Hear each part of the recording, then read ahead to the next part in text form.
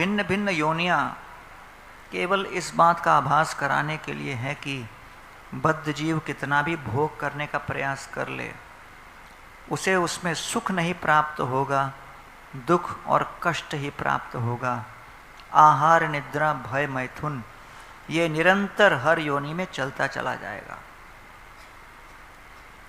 इसलिए इन सभी 84 लाख योनियों से भ्रमण करते हुए जब जीव मानव जीवन में आता है तो मानव योनि बहुत ही दुर्लभ बताया गया है।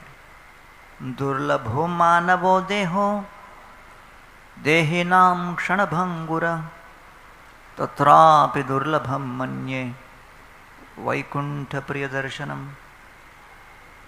मानव जीवन दुर्लभ है, लेकिन दुर्लभ मानव जीवन में दीर्घ आयु, लंबी उम्र और अधिक दुर्लभ है। दीर्घ आयु प्राप्त किए हुए मनुष्य के लिए बिना अस्वास्थ्य के, बिना बीमारी के जीवन जीना वो भी दुर्लभ है। हर प्रकार की बीमारी हमें पीड़ित करती है, तो बिना बीमारी के जीवन जीना भी दुर्लभ है। लेकिन सबसे अधिक दुर्लभ क्या है? सबसे अधिक दुर्लभ है कि मानव जीवन में वैष्णव का सत्संग प्राप्त होना, वैकुंठ प्रिय दर्शनम। तो इसको कहते हैं सबसे दुर्लभ जीव। इसलिए दुरापाही अल्प तपसा सेवा वैकुंठ वर्त्मसु, जिसने पूर्व जन्म में अल्प तपस्याएं की हैं उसे सत्संग प्राप्त नहीं होगा। सेवा वैकुंठ वर्त्मसु, वैकुंठ के मार्ग पर स्थित महान वैष्णवों का सत्संग और गुरुजनों के चरणों की सेवा का एक अवसर उन्हीं लोगों को प्राप्त होता है जिन्होंने पूर्व जन्मों में दीर्घ तपस्याएं की हैं और वैष्णवों का आशीष और आशीर्वाद प्राप्त किया है। यत्रोपगीयते नित्यम देवदेवो जनार्दन, तब जाके वैकुंठ का मार्ग प्रशस्त होता है, खुलता है। तो इसलिए मानव जीवन दुर्लभ, दुर्लभ मानव जीवन में वैष्णव सत्संग अत्यंत दुर्लभ। उस वैष्णव सत्संग में अत्यंत दुर्लभ है सेवा का अवसर और नाम संकीर्तन और हरि कथा श्रवण करने का अवसर। वयम धन्यतमा लोके गुरोपि क्षत्र बांधव, वयम पिबामो मुहुस्तत्त पुण्यम कृष्ण कथामृतम। आगंतुक मृत्यु की प्रतीक्षा करते हुए चक्रवर्ती सम्राट परीक्षित वैराग्य चूड़ामणि श्रील सुखदेव गोस्वामी को कह रहे हैं कि जीवों में अन्य अन्य श्रेणी के जीव हैं।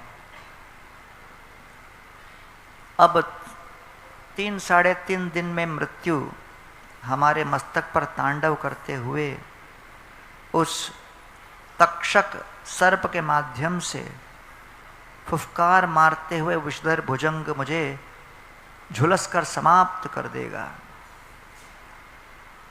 लेकिन आते हुए मृत्यु को देखकर भी मैं ये नहीं सोचता कि मेरे जीवन में कोई दुर्भाग्य है।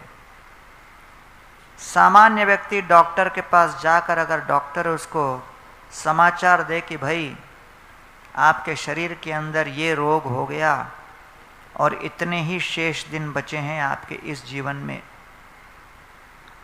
इस समाचार को सुनकर पेशेंट और उसके सभी परिवार के सदस्य सभी म्लानि से अभिभूत हो जाते हैं, विषादग्रस्त हो जाते हैं और उनको लगता है कि अरे हमारे जीवन का समस्त सुख तिरोहित हो गया, अब तो मृत्यु आनी है। मृत्यु का समाचार तो दूर, केवल मृत्यु की आशंका और भय मात्र ही व्यक्ति के जीवन के सुख के सागर को समाप्त होती है। तो ऐसी अवस्था में जिस परीक्षित महाराज के पास प्रचुर मात्रा में धन संपत्ति, सत्या, नियंत्रण इत्यादि होते हुए भी यौवन संपन्न अवस्था में कुछ ही क्षणों में उसकी मृत्यु होने वाली है, ऐसे परीक्षित को तो बड़ा विषादग्रस्त दुखी होना चाहिए। लेकिन वो कह रहे हैं कि नहीं, मैं तो सुख की पराकाष्ठा अनुभूति कर रहा हूं। वयम धन्यतमा लोके गुरोपि क्षत्र बांधव, हम सर्वाधिक धन्य में से हैं, धन्यतम है। तो आचार्यगण बताते हैं धन्य कौन है? जिसे वैष्णव सत्संग प्राप्त है वो धन्य है। श्रील प्रभुपाद की कृपा से हम सभी को इस्कॉन में वैष्णवों का सत्संग प्राप्त है, इसलिए हम सब धन्य है कि नहीं? धन्य है कि नहीं? अब प्रश्न उठता है धन्यतर कौन है?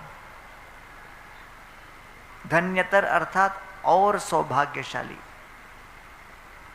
तो आचार्य बताते हैं ऐसे वैष्णव सत्संग में जिसको कथा श्रवण और कीर्तन का अवसर मिले वो धन्यतर है।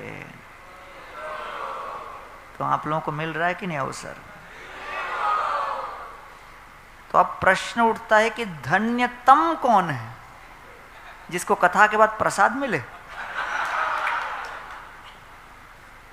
धन्यतर तो जो कथा सुने वो धन्यतर है, तो धन्यतम कौन हो गया? आचार्य बताते हैं वो जिस व्यक्ति को ऐसे वैष्णव सत्संग में बारंबार कथा श्रवण और कीर्तन का अवसर मिले वो धन्यतम है। तो इसलिए श्रीला प्रभुपाद की कृपा से इस्कॉन के अंदर ऐसा सत्संग प्राप्त हुआ है कि दिन रात यहाँ पर कथा कीर्तन चलता रहता है।